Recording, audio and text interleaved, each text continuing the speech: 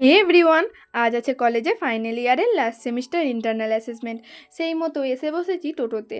টোটো ভর্তি না হলে ছাড়বে না, তার জন্য লেট হলো 35 মিনিট। আর ওয়েদারটা ছিল দারুণ।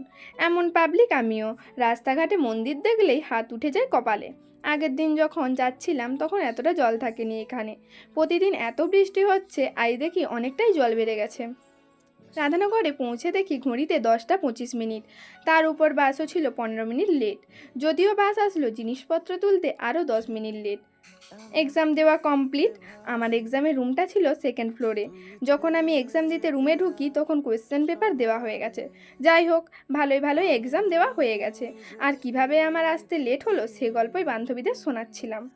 বান্ধবীদের কথা শেষই হচ্ছিল না, আর আমাকে বাড়ি আসতে হতো।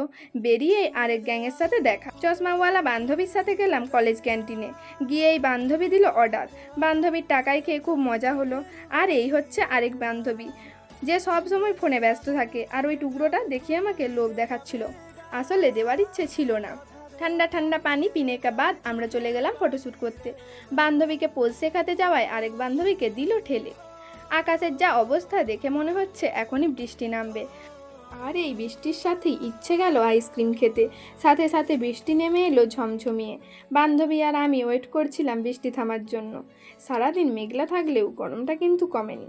আর আমার এই বান্ধবী যখন থেকে বৃষ্টি শুরু হয়েছে তখন থেকে আড়ি ধরেছে ভিডিও বানিয়ে দেওয়ার জন্য। অনেকক্ষণ থেকেই আমি থামিয়ে রেখেছিলাম, আর তারপরেই সে লাফিয়ে নেমে পড়লো বৃষ্টি উপভোগ করতে। চলো ভিডিওটা তবে এখানেই শেষ করছি। রাধে রাধে।